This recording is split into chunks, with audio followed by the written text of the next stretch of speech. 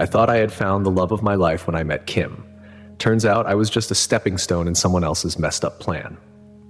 I met Kim 5 years ago through mutual friends at a bar downtown. I was 33, fully focused on my career as a software developer, and relationships weren't even on my radar. Then she walked in and everything shifted. She was 27, an early childhood teacher with a laugh that could light up a room.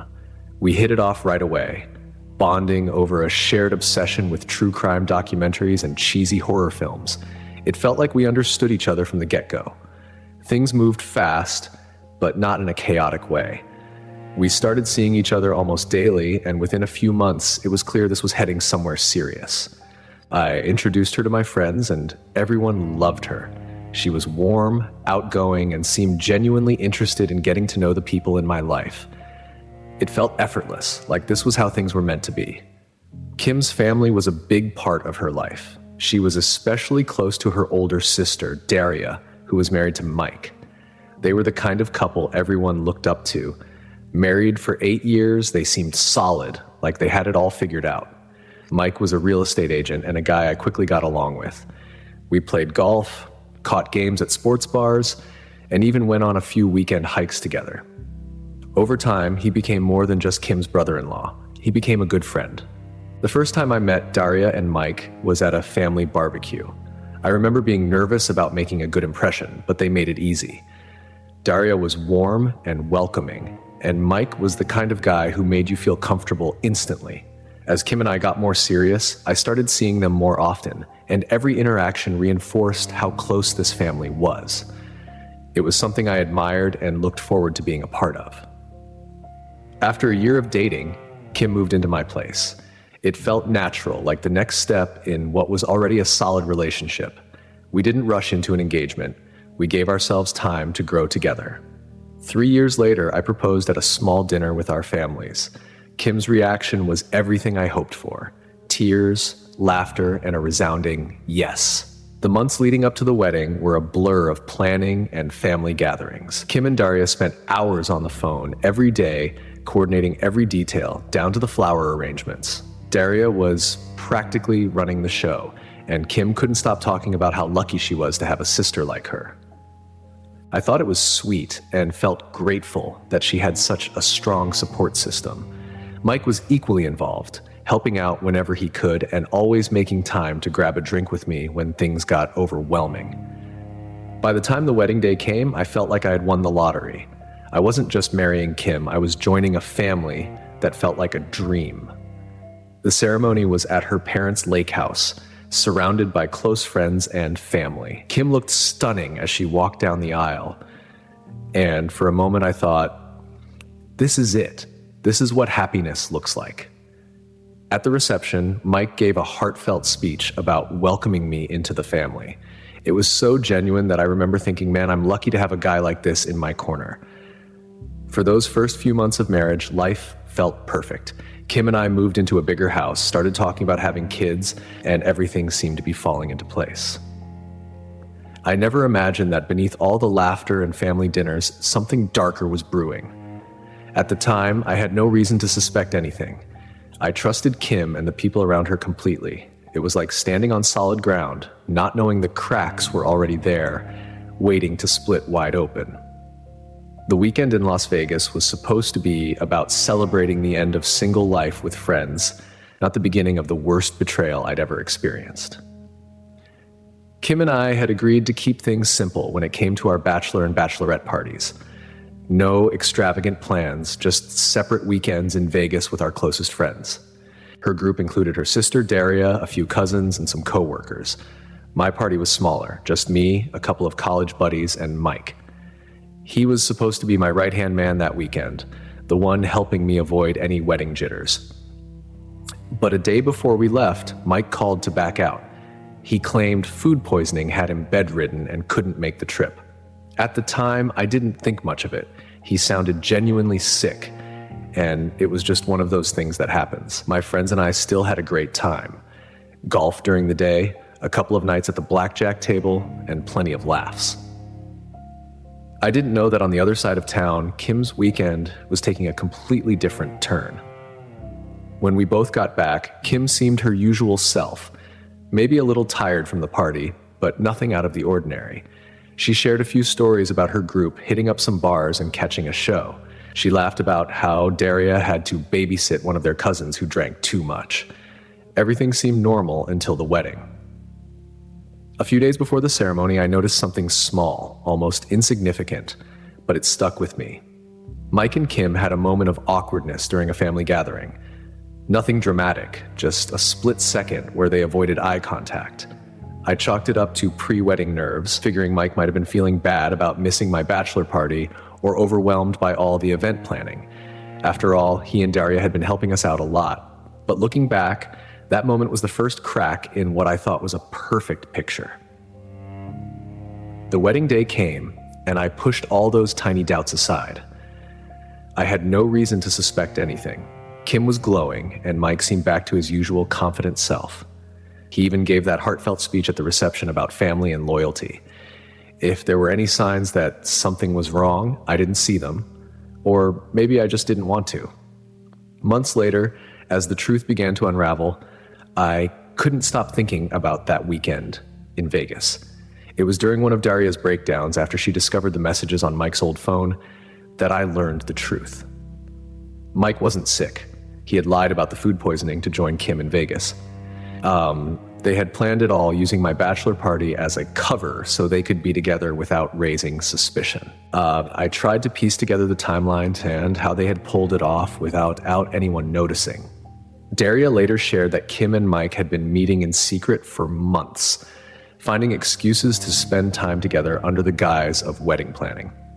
Vegas wasn't a drunken mistake, as Kim would later try to claim. It was deliberate. They used their respective parties as a shield, laughing behind our backs while Daria and I were completely in the dark. One detail that haunts me to this day is how casual it all was for them. I found out through Daria that Kim had been texting Mike throughout the weekend, arranging meetups between her outings with her friends. They even had the audacity to take pictures together. Nothing romantic, just group shots that now feel like cruel jokes when I see them. At the time, I had no idea I was on the other side of the same city, oblivious, joking with my friends and looking forward to marrying the woman I thought I knew. It wasn't just the act of betrayal itself that cut so deeply. It was the planning, the lies, and the fact that they had used something meant to celebrate our future as the foundation for their deceit. Thanksgiving was supposed to be a celebration, a chance for Kim and me to host our families for the first time as a married couple. Instead, it turned into the day my entire world came crashing down. For weeks leading up to Thanksgiving, Kim had been acting strange. At first, I chalked it up to the stress of planning the event. Hosting a big family dinner was no small task, and she had been working tirelessly to make everything perfect. But as the day got closer, her behavior became harder to ignore. She seemed distant, distracted. Her phone was always in her hand, and she kept leaving the room to take calls or answer texts. I thought maybe she was overwhelmed, so I tried to brush it off.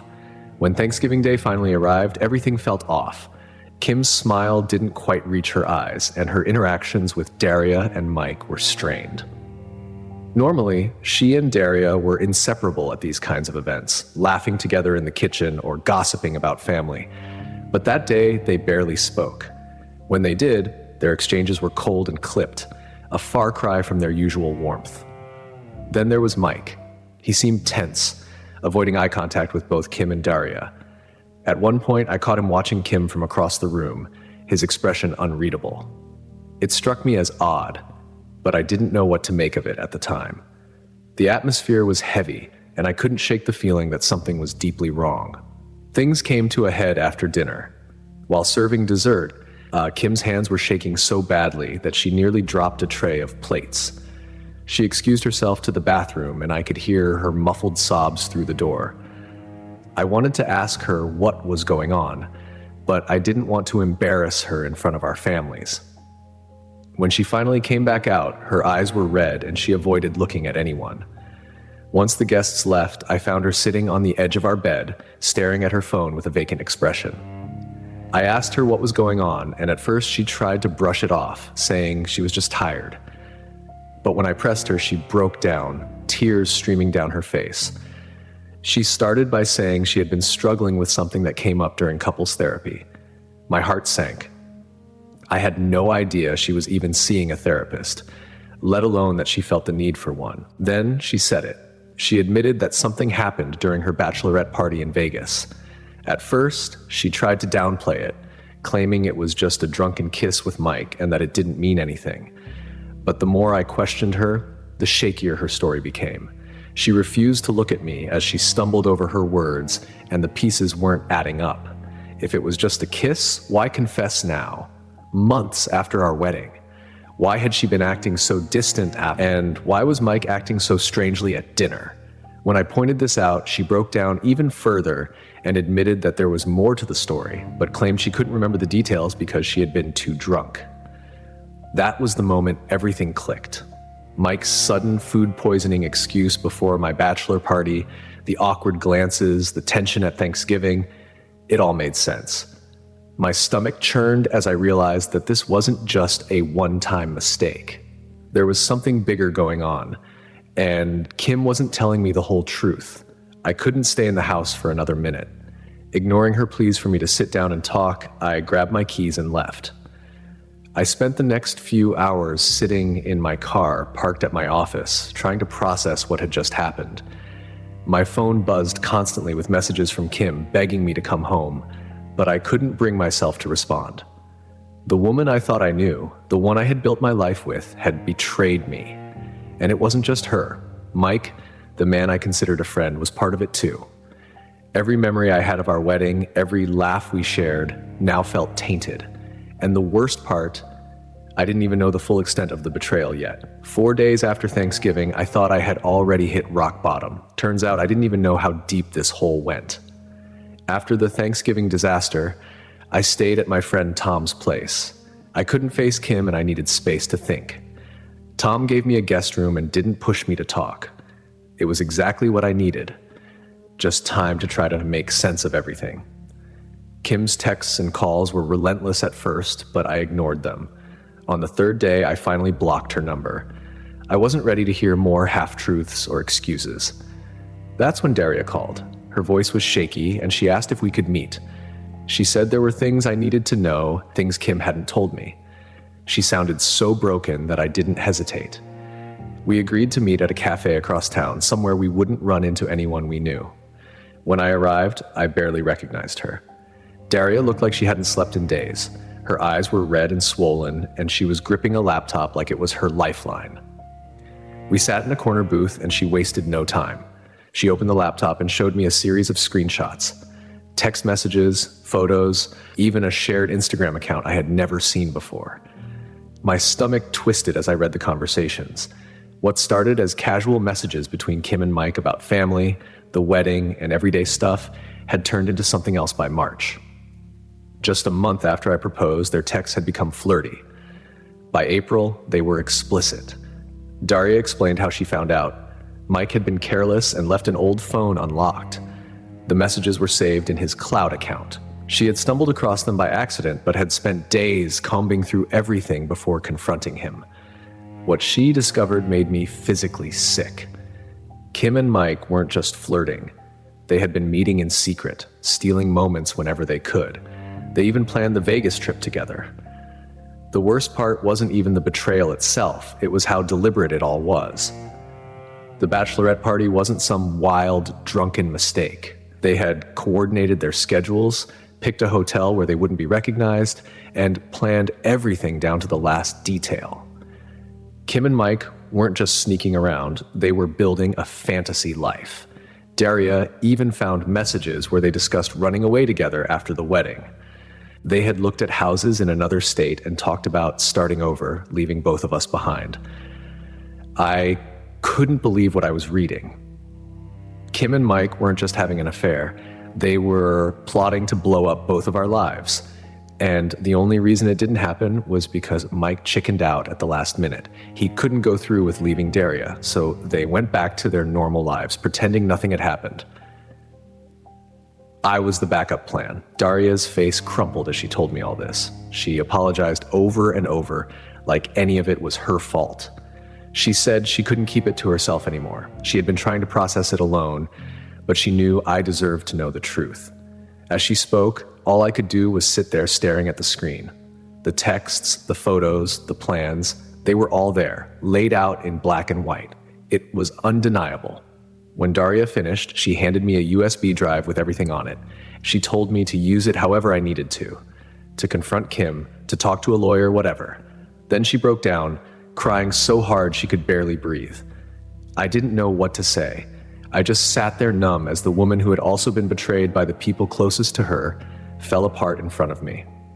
After Daria left, I stayed in that cafe for hours. I read every message and watched every video she had saved. The more I saw, the more disgusted I felt. Kim and Mike hadn't just betrayed us. They had mocked us. There were messages where they laughed about how clueless we were, about how easy it was to sneak around without getting caught. One line from Kim stuck in my head. It's amazing how much he trusts me. He doesn't have a clue. By the time I left, I wasn't just heartbroken. I was furious. Furious at Kim for lying to my face, furious at Mike for pretending to be my friend, and furious at myself for not seeing it sooner. But more than anything, I knew one thing. I couldn't let this go unanswered. When I walked into Kim's classroom with the evidence in my hand, I wasn't sure what I was hoping for. An explanation, maybe? An apology? What I got instead was denial, excuses, and the ugly truth I had been dreading. The day after Daria handed me the USB drive, I couldn't sit still.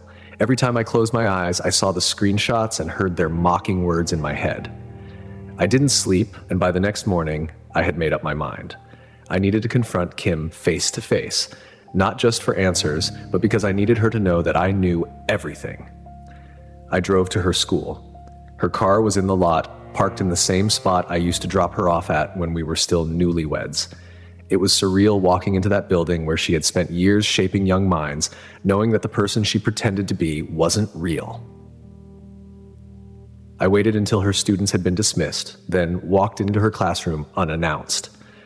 She looked up, startled, when she saw me standing there. "What are you doing here?" she asked, her voice shaky. I didn't bother with pleasantries. I pulled out my phone and opened the folder Daria had given me. "We need to talk," I said, holding the screen in front of her. Her face went pale the second she saw the messages. At first, she tried to play dumb, shaking her head and saying, "I don't know what this is," but her voice cracked and she couldn't even meet my eyes. I told her to stop lying. "Kim, I know everything. The texts, the Vegas trip, the plans you made with Mike, it's all here." She froze, her lips trembling. Then came the excuses.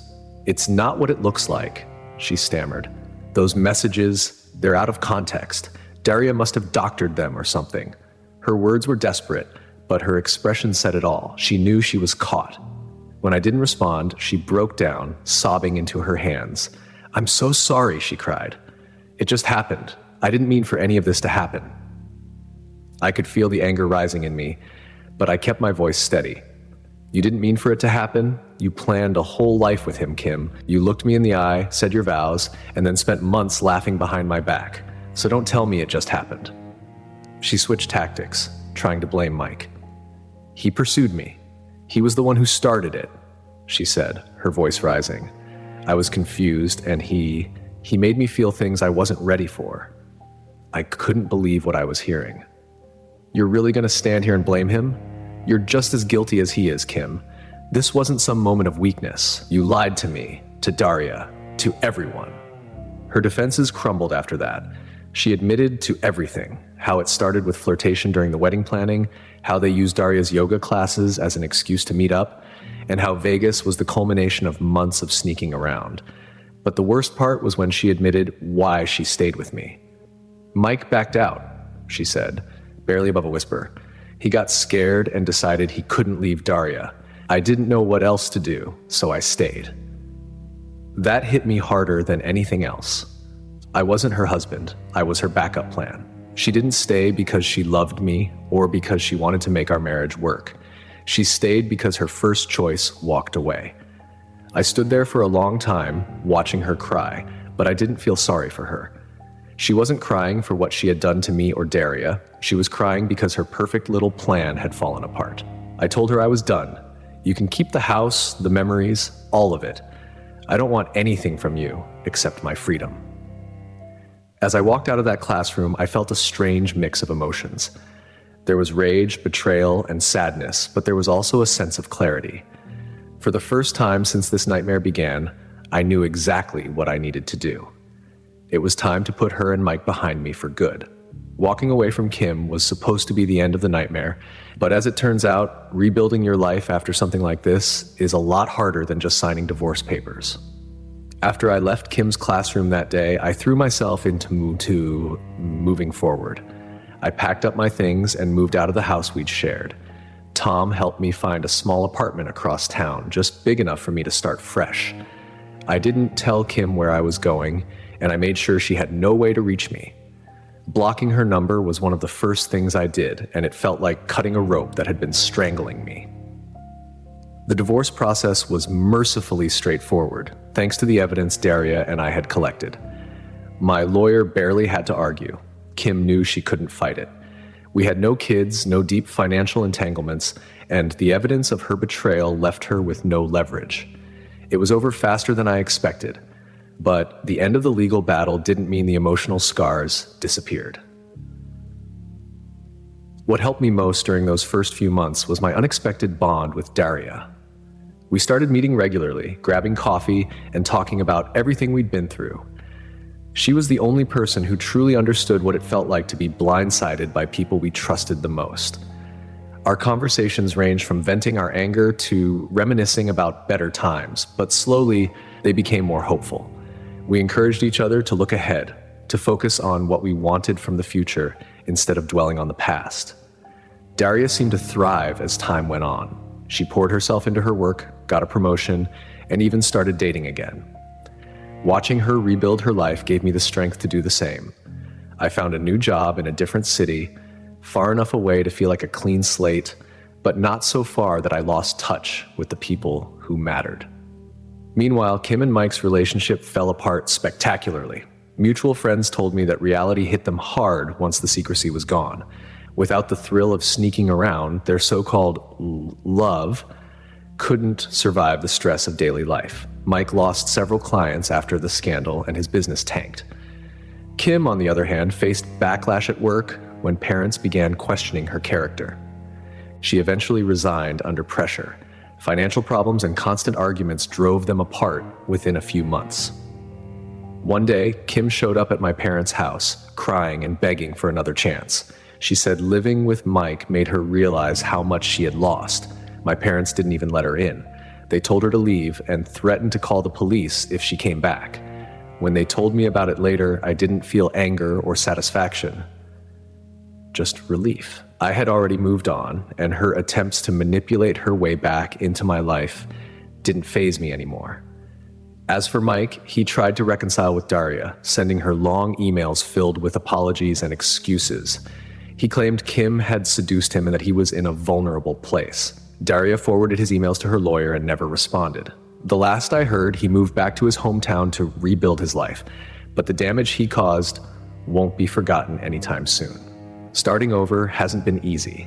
There are still moments when the memories creep in, like when I see a happy couple holding hands or stumble across an old photo. But those moments don't define me anymore. I've made new friends in my new city, started hobbies I'd put off for years, and even begun dipping my toes back into the dating world. It's slow, but it feels right. This entire experience taught me more about myself than I ever thought possible. I learned that I deserve honesty, loyalty, and respect in a relationship. I learned that it's okay to walk away from people who don't value you. And most importantly, I learned that it doesn't have to break you. It can make you stronger. Kim and Mike thought they could destroy me. Instead, they set me free.